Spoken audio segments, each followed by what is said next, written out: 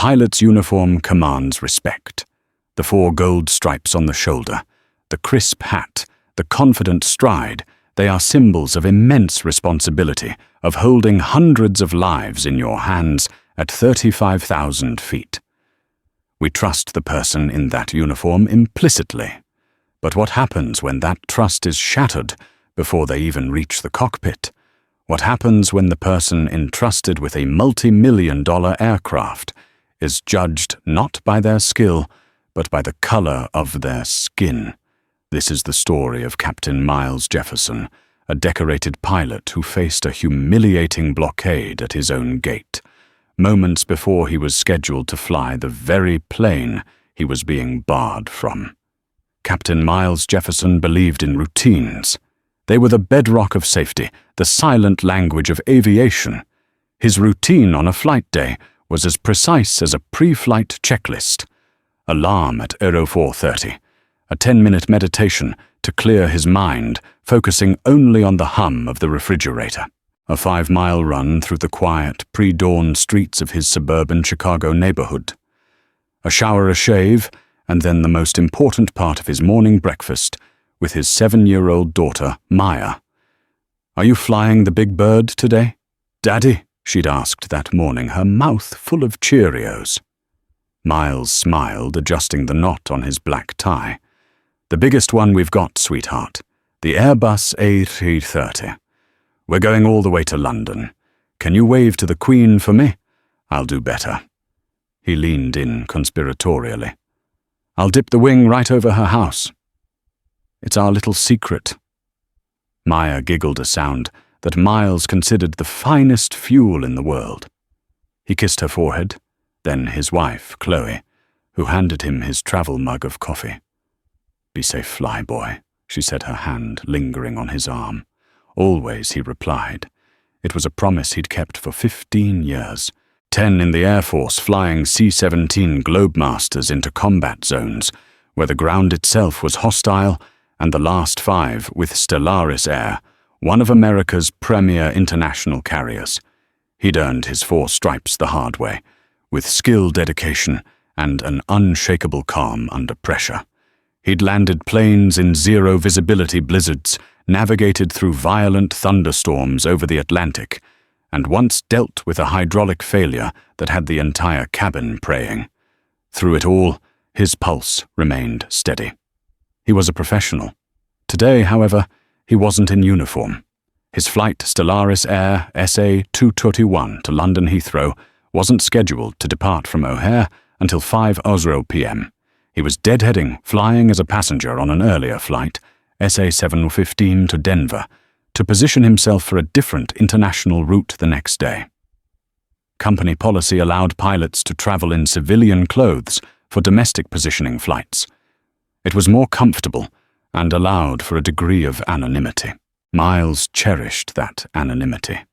Today he wore a simple, well-fitted pair of dark grey slacks, a crisp white polo shirt, and a stylish but unassuming navy blue blazer. His only luggage was his standard-issue flight bag and a sleek leather briefcase, the tools of his trade. He navigated the bustling terminals of O'Hare with the practiced ease of a man who called airports his second home. The cacophony of rolling suitcases, garbled gate announcements, and crying children was just white noise to him. He cleared security with his crew credentials, bypassing the long lines of travelers, and headed towards gate K14. As he approached the gate, he saw the usual scene, a long, snaking line of passengers waiting to board families, trying to corral their excited children, and business travelers tapping impatiently on their laptops. The gate area for SA-715 was managed by 2 agents. One was a young man, probably in his early 20s, who was scanning boarding passes with a practiced rhythm. The other was a woman in her late 40s with a severe blonde bob and a name tag that read Susan. Her posture was rigid, her expression a permanent mask of strained authority. She was the one directing the flow, her voice sharp and cutting through the din. "Group 4 only. Please have your boarding passes and passports ready." Group 4 Miles wasn't in any group, As crew, he was permitted to pre-board. It was a standard professional courtesy, allowing pilots and flight attendants to get settled before the main rush. He approached the desk, keeping a polite distance from the podium where Susan was standing guard. He waited for a lull in her announcements, not wanting to interrupt. When she finally paused to take a sip of water, he stepped forward. "Excuse me," he began, his voice calm and low. "Good morning. I'm just looking to pre-board." Susan's eyes flickered over him, a quick, dismissive scan from his polished shoes to his short-cropped hair. There was no recognition, no hint of professional courtesy. Instead, her eyes narrowed slightly. "Group 5 hasn't been called yet, sir." "You'll need to wait," she said, her tone clipped and final. She turned her attention back to her monitor, a clear dismissal. Miles offered a patient smile. "I understand. I'm actually deadheading crew. I'm positioning for a flight out of Denver." He gestured with his chin towards his flight bag, the unmistakable black Toomey bag with a bright yellow crew tag clipped to the handle. Susan didn't even glance at it. Her eyes stayed locked on him. The air around the gate desk seemed to drop a few degrees. "Crew members are required to be in uniform to pre-board," she stated, enunciating each word as if speaking to a child. "It's policy."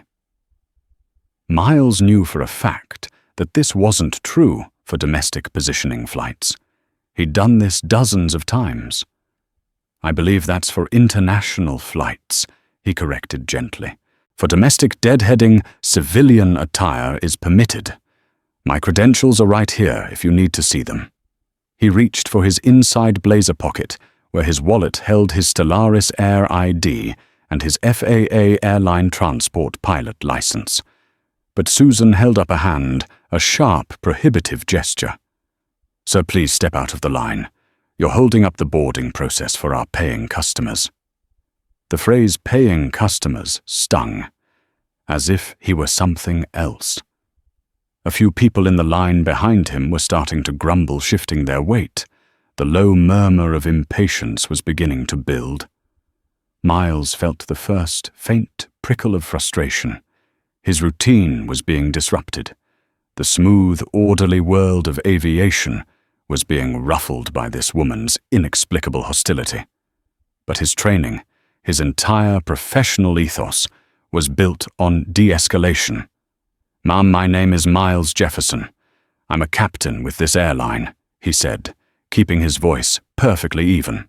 "If you could just look me up in the system, you'll see I'm on the flight manifest as deadheading crew." Susan's lips tightened into a thin, bloodless line. She leaned forward, lowering her voice to a conspiratorial, accusatory whisper that was somehow louder than a shout. "I don't know who you think you are, but this is a secure area. We've had issues with people trying to get unauthorized access. Now I'm going to ask you one more time to step aside before I call airport security." The threat hung in the air thick and ugly. Airport security. The implication was clear. He wasn't just a passenger in the wrong line. He was a potential threat. And in that moment, Miles Jefferson, a man who could command a 200-ton aircraft through a hurricane, knew this was no longer about a simple misunderstanding of company policy. This was something else, entirely. The word security echoed in the enclosed space of the gate area. It was a loaded term in an airport, a word that turned heads and created instant tension. The grumbling passengers behind Miles fell silent. Eyes began to shift from their phones and magazines, drawn to the quiet drama unfolding at the boarding podium. Miles felt a familiar cold weight settle in the pit of his stomach. It was a feeling he hadn't experienced since he was a teenager, being followed by store clerks or pulled over for driving his father's BMW in his own neighborhood. It was the feeling of being judged on a premise he couldn't control, of having his character and integrity questioned before he'd even spoken a full sentence. He was no longer Captain Jefferson, a respected aviator. He was a problem, a potential issue. He held Susan's gaze, refusing to be intimidated. His voice when he spoke was still preternaturally calm, a stark contrast to the agitated energy coming from her. "There's no need to call security, Susan," he said, glancing pointedly at her name tag. "I am who I say I am. All I'm asking is for you to perform a simple verification. Check the manifest. Look at my ID." He slowly, deliberately pulled his wallet from his blazer. He opened it to reveal his Stellaris Air identification card. It featured his photo, a smiling professional man in full uniform. His name, Captax, Miles C. Jefferson, and his employee number. Beside it was his FAA license, a document that represented thousands of hours of training and the highest level of certification a pilot could achieve. Susan barely glanced down. Her focus was entirely on his face, her expression a mixture of disbelief and suspicion. "Sir, anyone can get a fake ID," she snapped, her voice rising in pitch. The young agent beside her, a man named Brian, looked over, his brow furrowed with uncertainty. He opened his mouth to say something, but Susan shot him a look that silenced him instantly. "You're causing a disturbance," she declared, her authority swelling to fill the space. "The safety and security of this flight is my primary concern. I don't recognize you, and you are not in uniform. That's the end of it." A man in a wrinkled business suit, standing behind Miles, huffed impatiently. "For God's sake, lady, just look at the man's ID, and let's get on with it. Some of us have connections to make." Another passenger, a young woman with a phone in her hand, was now watching the exchange with intense interest. Her name was Isabella Rossi, a freelance journalist who specialized in human interest stories. Her instincts told her this was more than just a procedural snafu. Susan's face flushed with anger at being challenged not by Miles, but by another passenger. She saw it as a breakdown of her control. Her gaze hardened as it returned to Miles, her prejudice now calcifying into open hostility. "Sir, I have given you a lawful instruction. Step away from my podium now." Miles didn't move. Retreating felt like an admission of guilt. He had done nothing wrong. He was a captain for this airline, standing at the gate for one of his own company's flights. He had a right to be there. More than that, his dignity demanded that he not be dismissed like a vagrant. "I will not be stepping aside," Miles said, his voice dropping to a lower, firmer register.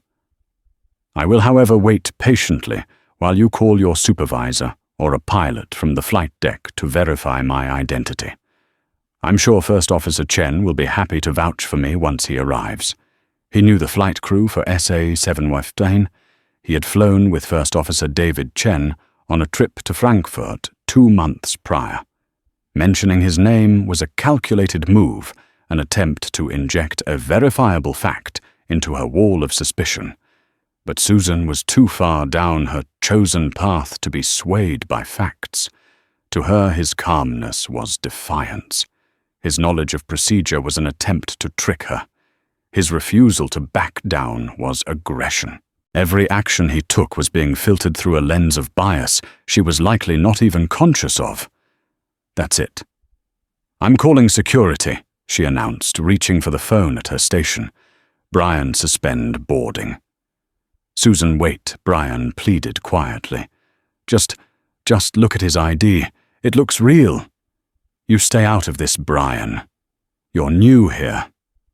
"You don't know the tricks people pull," she retorted, already dialing. The scene was becoming untenable. Passengers were now openly staring, some whispering to each other, others pulling out their phones. The atmosphere was thick with a cocktail of curiosity, second-hand embarrassment, and impatience.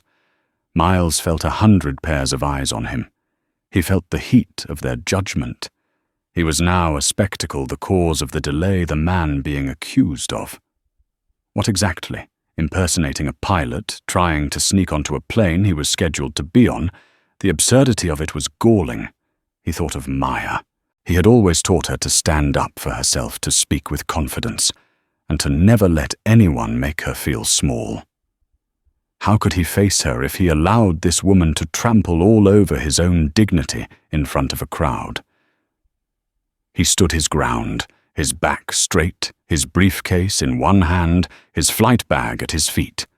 He looked out the massive terminal window at the aircraft parked at the jet bridge, the very Airbus A321 he was supposed to be flying on. It was a beautiful machine, sleek and powerful, a place where rules and physics were absolute, where skill and training were the only things that mattered. It was his world. And yet here he was, barred from it by a gate agent's baseless suspicion. "Security is on their way," Susan said with a note of grim triumph, placing the receiver back in its cradle. "They'll sort this out." She crossed her arms, standing as a physical barrier between Miles and the jet bridge, a human blockade fueled by ignorance and a stubborn refusal to be wrong. The orderly routine of the day was shattered. The clock was ticking towards departure time, and Captain Miles Jefferson was stuck on the wrong side of the door, a prisoner of perception in the very airport that was the hub of his career. The storm had arrived at gate K14. The arrival of airport security was not the dramatic siren-blaring event some passengers might have anticipated. Two uniformed Port Authority officers, a man and a woman, walked up with a measured, non-urgent pace. They were used to these kinds of calls, disputes over baggage fees, intoxicated passengers, arguments over seating. Their expressions were neutral, bordering on bored. But before they could even speak, another figure strode into the gate area. He was a man in his late 50s with a paunch straining against the buttons of his white Stellaris Air Manager's shirt.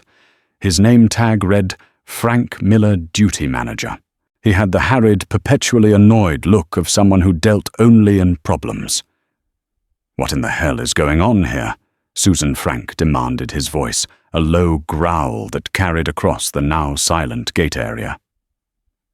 "I got a call about a security incident, holding up the boarding of a flight that's already 10 minutes behind schedule." Susan's demeanor instantly shifted. Her aggressive stance softened into one of a beleaguered employee doing her solemn duty. "Frank, thank goodness. This man," she said, pointing a finger directly at Miles, "is attempting to board without a valid pass. He's claiming to be deadheading crew, but he's not in uniform and refuses to follow my instructions. He's causing a major disturbance." Frank Miller's eyes landed on Miles. They were small, tired eyes that seemed to take in the entire situation and arrive at the quickest, easiest conclusion. He saw a well-dressed black man in a standoff with his employee.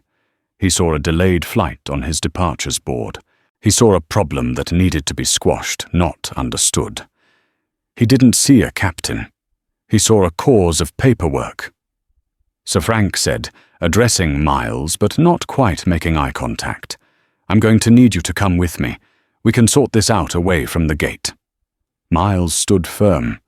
To be led away like a common criminal, as his grandfather used to say, was out of the question. "That won't be necessary," Miles replied, his voice still infuriatingly level. "My name is Captain Miles Jefferson. My employee number is 775019.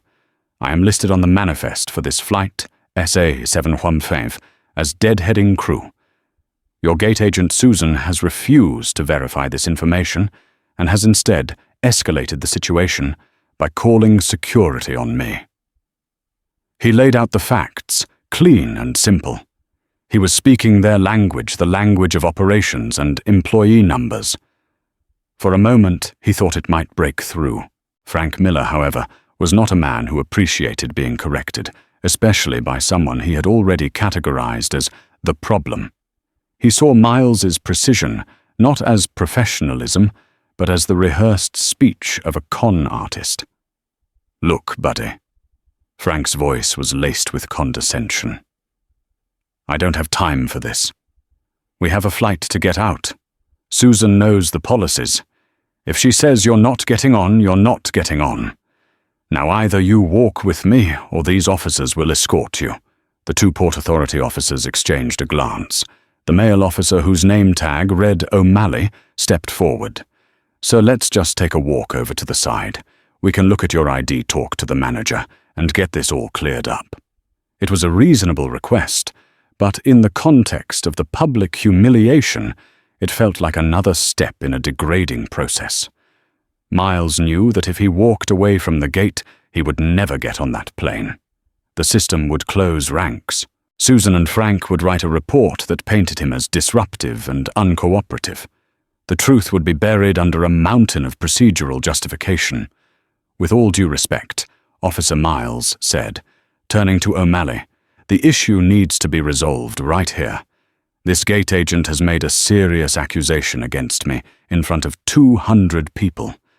The solution is simple. The duty manager here needs to do his job, look at his own airline's manifest on that computer, and verify my status. It will take 10 seconds. Isabella Rossi, the journalist, discreetly lifted her phone. She angled it, just so pretending to be texting, but the camera was recording. The lighting was perfect. The audio was clear. She was capturing the entire unbelievable exchange. Frank Miller's face was now turning a blotchy red. He was a man whose authority was rarely challenged so directly. "You don't get to tell me how to do my job. I'm the manager here.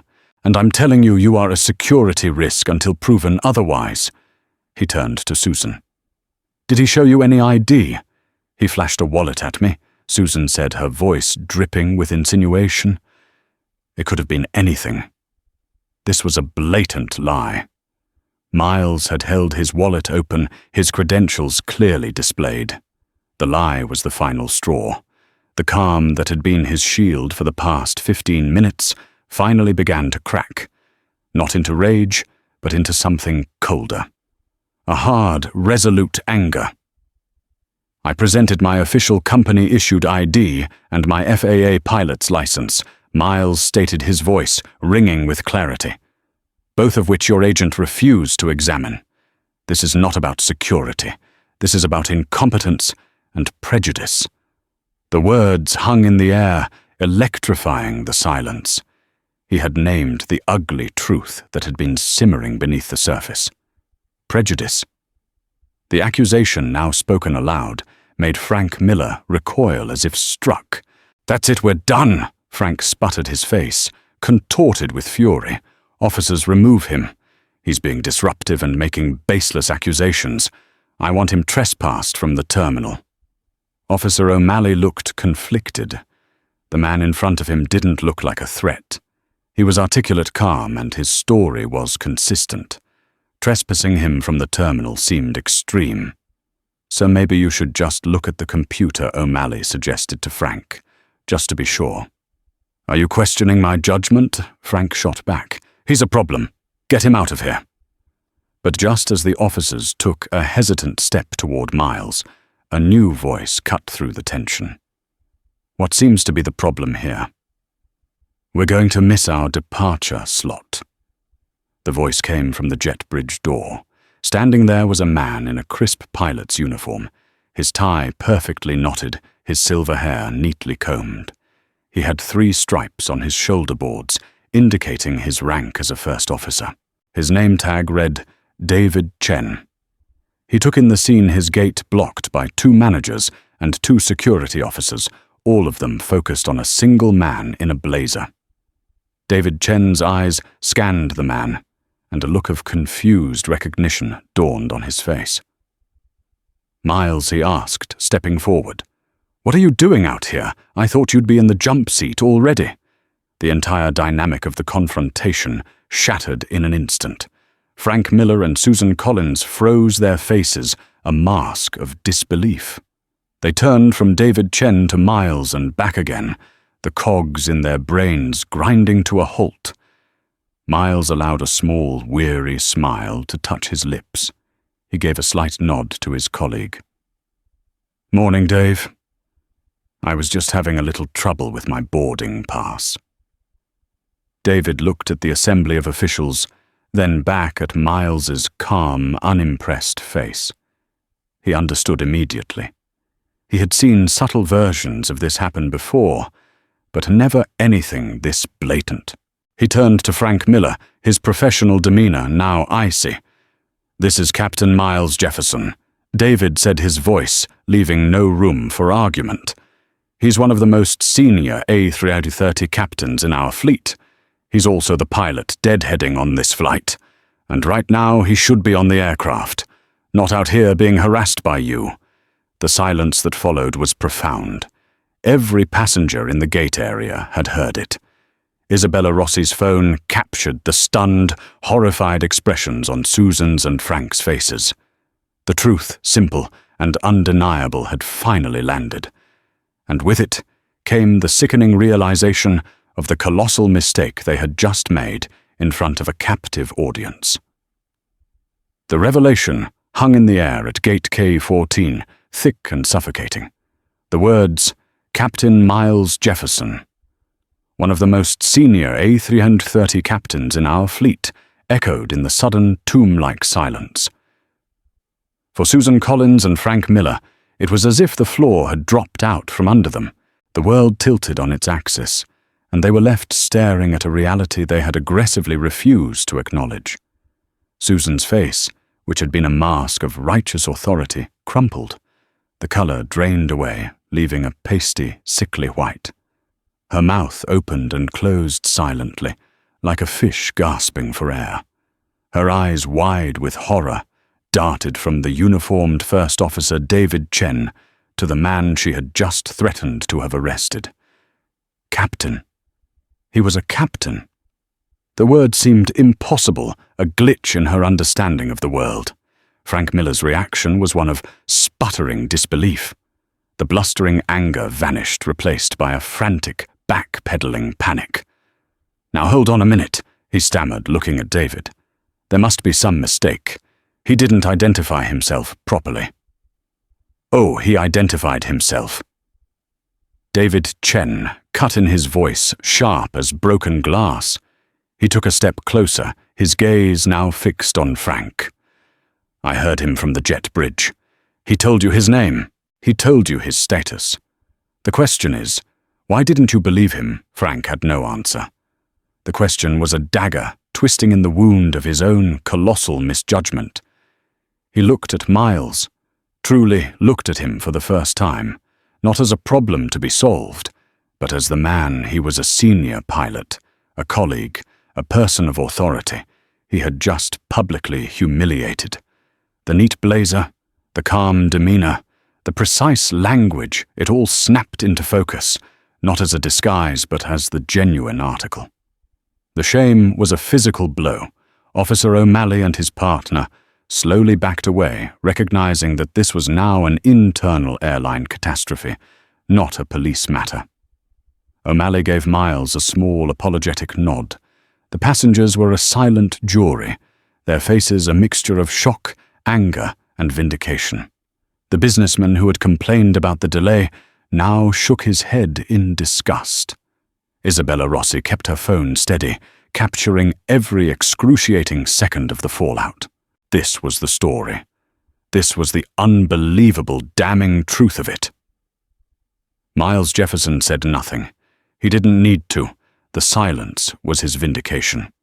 He simply stood there, his briefcase still in hand, and watched the authority of the two managers disintegrate before his eyes. He felt no triumph, only a deep, profound weariness. This entire ugly spectacle could have been avoided with a 10-second database query, a simple act of professional courtesy, a basic extension of belief. He looked at Susan. Her eyes were glassy with unshed tears of panic. She wasn't seeing a pilot she had wronged. She was seeing the end of her career. He looked at Frank, who was now fumbling with his radio, likely trying to call anyone, to mitigate the disaster he had just co-authored. Finally, Miles broke the silence. He looked at David. "Is the flight deck ready?" "It is now," Captain David said, stepping aside and gesturing toward the open door of the jet bridge. It was an invitation, a restoration of order. Miles picked up his flight bag. He didn't spare another glance for Susan or Frank. They had ceased to matter. They were just obstacles that had now been cleared. He walked toward the jet bridge, his steps measured and deliberate. As he passed the podium, he could hear Susan whisper a frantic, desperate plea. To no one in particular. I was just following procedure. I was just... Her voice trailed off into a choked sob. The walk down the jet bridge felt 100 miles long. Each step was heavy with the weight of the last 20 minutes. The quiet carpeted tunnel was a buffer zone between the chaos of the gate and the sanctuary of the cockpit. When he stepped through the aircraft door, the lead flight attendant, a woman named Maria, greeted him with a wide, welcoming smile. "Good morning, Captain Jefferson. We were wondering when you'd—" Her voice faltered as she saw his face. His expression was a storm cloud of controlled emotion. Behind him, First Officer Chen followed his own face, grim. "We had a small delay at the gate," Maria David said quietly. "Everything is fine now." Maria, a veteran of 1,000 flights, understood instantly that fine was the last thing it was. She nodded, her professional instincts kicking in. "Of course." "Can I get you some coffee? That would be great, Maria." Black Miles said, his voice regaining its familiar warmth. He was back in his element now. He continued down the aisle. A few passengers in the first-class cabin who had witnessed the event looked at him with a newfound respect, some offering quiet nods. He acknowledged them with a brief professional smile and made his way to the front. He paused at the cockpit door, his hand resting on the frame. He took a deep breath, letting the familiar smell of avionics and recycled air wash over him. This was his office, a place of logic, order, and immense responsibility.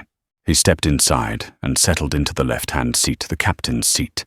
He placed his briefcase beside him and looked out at the vast expanse of the airfield. David Chen took his seat on the right. For a moment, neither of them spoke. The low hum of the aircraft systems was the only sound. Miles David began, his voice soft.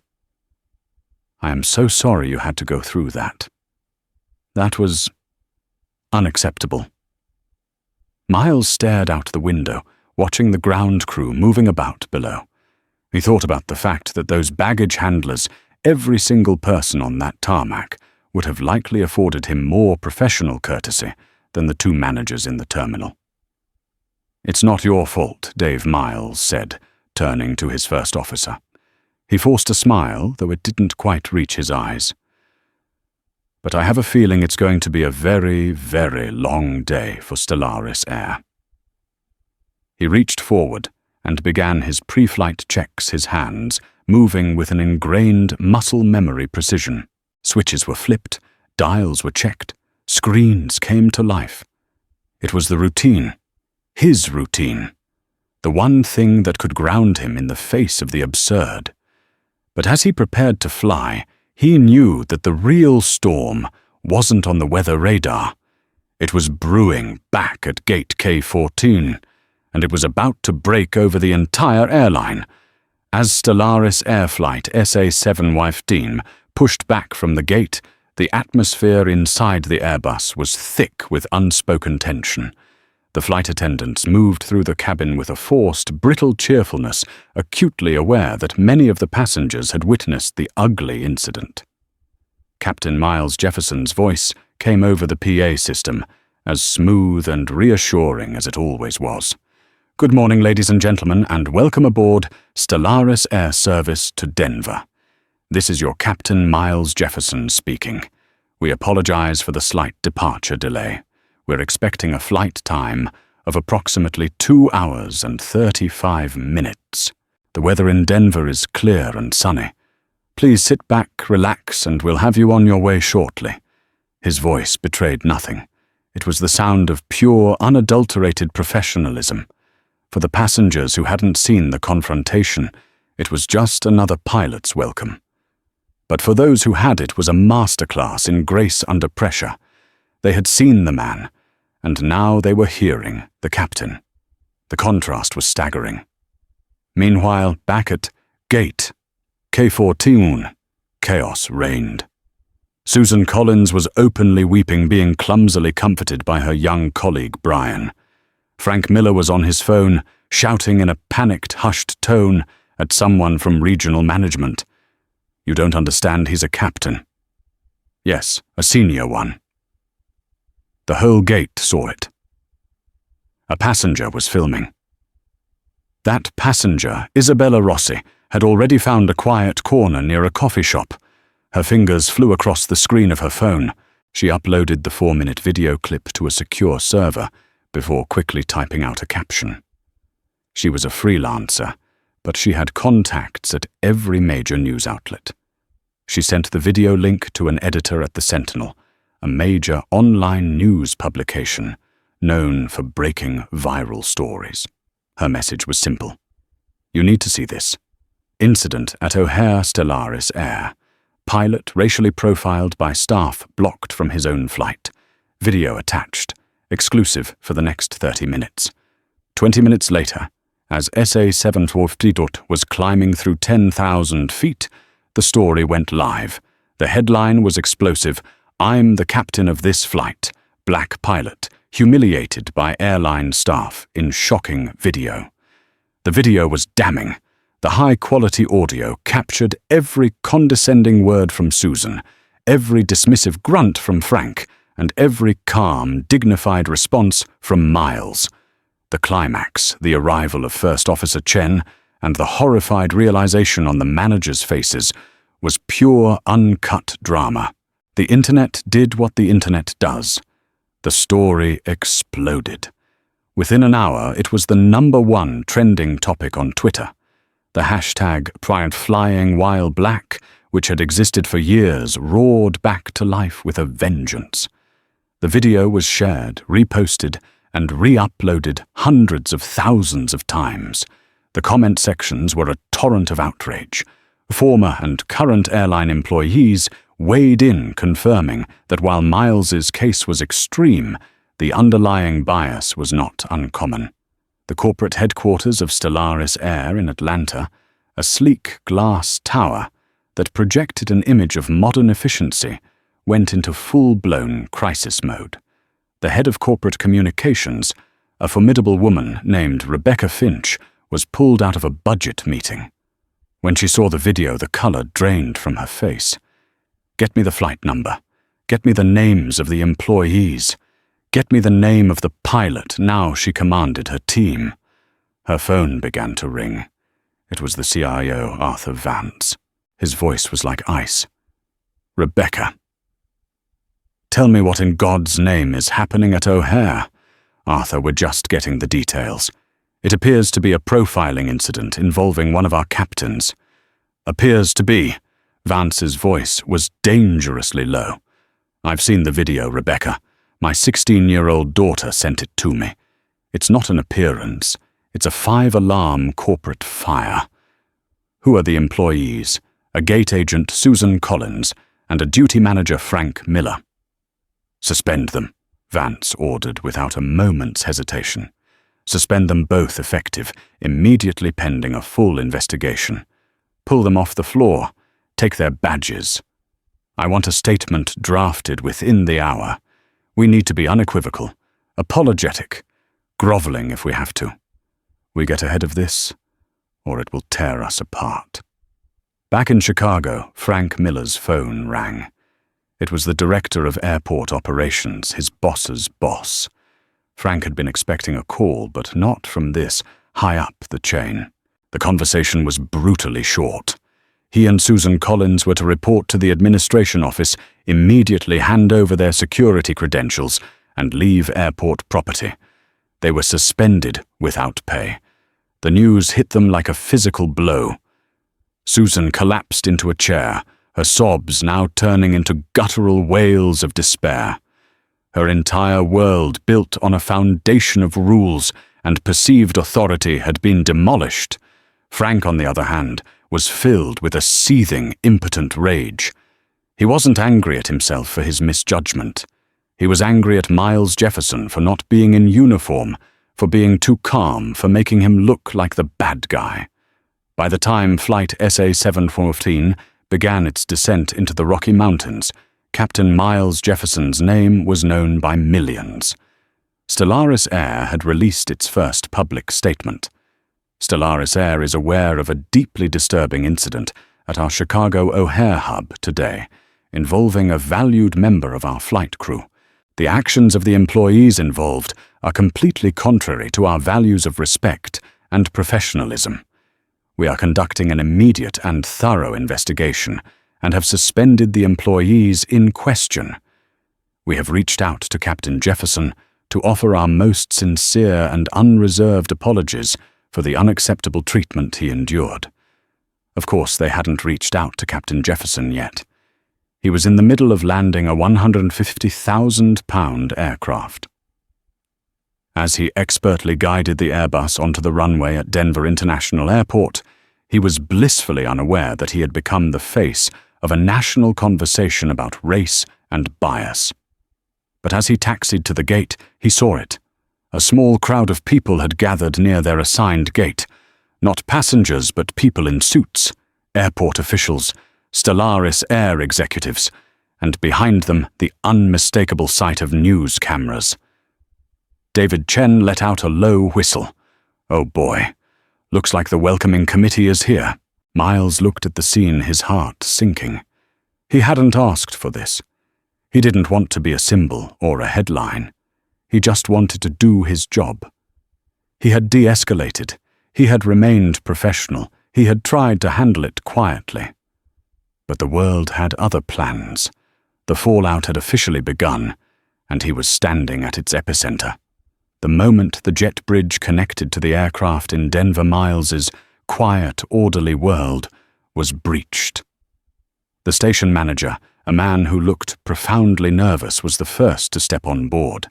He addressed Miles not as a colleague, but with the reverence one might reserve for a visiting dignitary. Captain Jefferson, he began, his voice trembling slightly. On behalf of the entire Denver station, we are so sorry. We have a private car waiting for you on the tarmac. Corporate wants to fly you home on a company jet or get you a suite at the Four Seasons, whatever you prefer. Miles was taken aback. A private jet. A suite. He was just a pilot who wanted to get to his hotel for his layover. He looked past the manager and saw the faces of the corporate executives waiting in the terminal. He saw the news cameras. He understood. This wasn't about his comfort. It was about damage control. He was now a symbol, a valuable asset they needed to manage. That's not necessary, Miles said, his voice weary. I have a hotel room. I just need to get there. He was scheduled to fly to Frankfurt in the morning, a flight he had no intention of missing.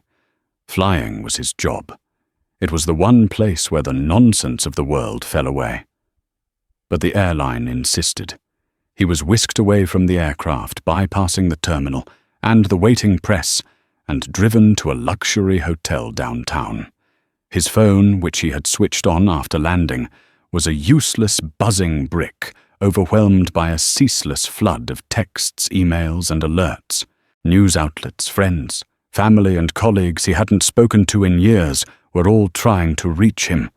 He finally got through to his wife, Chloe. Her voice was a mixture of fury and relief. Miles, I saw the video. Are you okay? I can't believe they did that to you. I'm so angry. I'm fine, Chloe.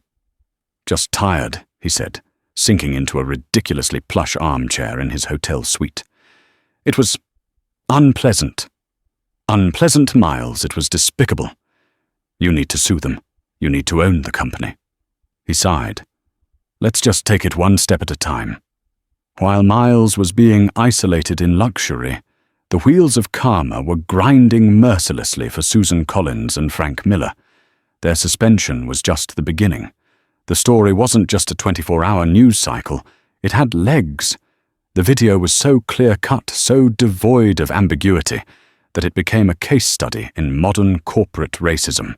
Stellaris Air, under immense public pressure, and facing calls for a boycott, needed to act decisively. Their internal investigation was swift and brutal. They interviewed Brian, the junior gate agent, who tearfully recounted how Susan had ignored his pleas to simply check Miles's ID and how Frank had escalated the situation without even attempting to verify the facts. They reviewed Susan's and Frank's employment records. Frank had several prior complaints against him for arrogant behavior toward both customers and staff. Susan had a history of being rigid and confrontational, with 2 prior write-ups for poor customer service. Within 48 hours, both were fired. The termination notice cited gross violation of company policy, failure to perform basic duties, and conduct that has brought the company into severe disrepute. For Susan, the firing was the start of a complete unraveling. Her name and face were now infamous. She was doxxed online. Her address, phone number, and social media profiles were shared across the internet. She received death threats. People drove by her house shouting obscenities. She became a pariah in her own community. The grocery store felt like a gauntlet of hostile stares. She tried to apply for other jobs in the airline industry, but the moment hiring managers Googled her name, the interview was over. Her career, her reputation, her life as she knew it, was annihilated. She had built her identity on being an enforcer of rules, and in one catastrophic morning, she had become a national emblem of bigotry. Frank Miller's fall was less public, but just as complete. As a manager, he had further to fall. He tried to frame himself as a victim, a man just trying to do his job in a high-pressure environment. He hired a lawyer and threatened to sue Stellaris Air for wrongful termination. The airline's legal team responded by sending his lawyer a single email containing the link to the viral video and a note. "Good luck with your case." He never sued. His name was blacklisted in the aviation industry. He eventually had to sell his house and move 2 states away, taking a job as an assistant manager at a big-box hardware store for less than half his former salary. His blustering authority was gone, replaced by the quiet humiliation of having to ask customers if they needed help finding the right kind of screw. Back in Denver, Miles Jefferson made a decision. He would not be a passive victim in their corporate PR strategy. He hired a lawyer, a sharp civil rights attorney named Anya Sharma. On her advice, he informed the airline that he would not be flying the Frankfurt route the next day. He was taking a leave of absence. He was, as Sharma put it, not emotionally fit for duty in the hostile work environment his employer had created. The lawsuit, when it was filed a week later, was not just about money.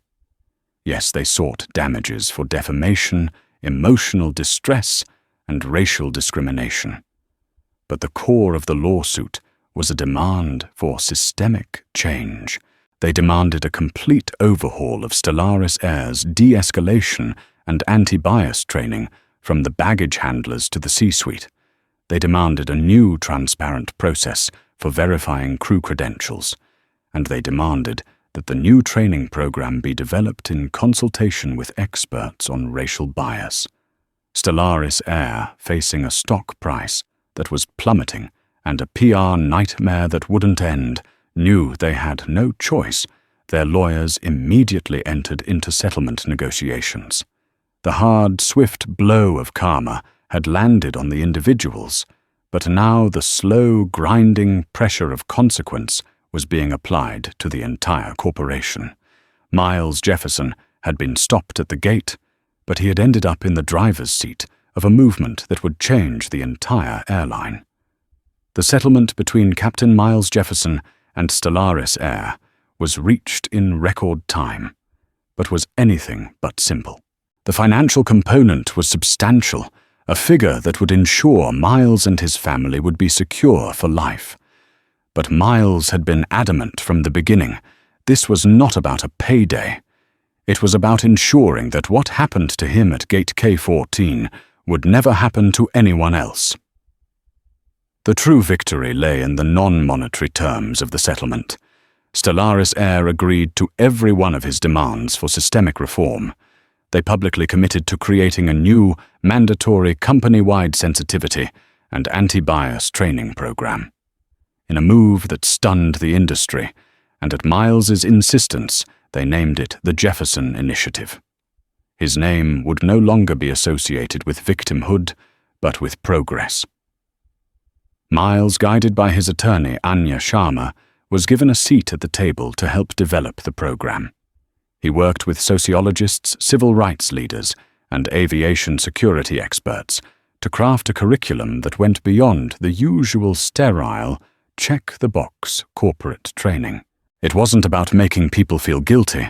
It was about exposing unconscious bias and providing employees with concrete tools for de-escalation and verification. They used the video of his incident as a case study, a what not to do guide that was both powerful and deeply personal. The initiative had a ripple effect. Other airlines, seeing the reputational and financial damage Stellaris Air had suffered, began to proactively review and update their own policies. The FAA took notice, issuing new recommendations for crew member verification processes across all U.S. carriers. A single ugly moment of prejudice had inadvertently become a catalyst for industry-wide change. For Miles, the months that followed were a strange journey. He became a reluctant public figure. He did a handful of carefully selected interviews, not to rehash his own humiliation, but to talk about the broader issues of diversity and inclusion in aviation. He spoke with calm authority and grace, becoming one of the most respected voices in the field. He started a mentorship program for young, aspiring pilots from minority backgrounds, using his platform to open doors that had been harder for him to push through. He eventually returned to the cockpit. His first flight back was 6 months after the incident. It was a route from O'Hare to London, the very flight he was originally scheduled to take. As he walked through the terminal in his full captain's uniform, the atmosphere was different. People recognized him. Gate agents smiled warmly. Passengers nodded at him with a look of respect and recognition. He was no longer an anonymous pilot. He was Captain Jefferson. When he arrived at his gate, a new young gate agent was at the podium. She saw him approaching, and her eyes widened slightly, not with suspicion, but with awe. "Good evening, Captain Jefferson," she said, her voice genuine. "Welcome. We're honored to have you flying with us tonight." Miles smiled, a real warm smile that reached his eyes. "The honor is all mine," he said.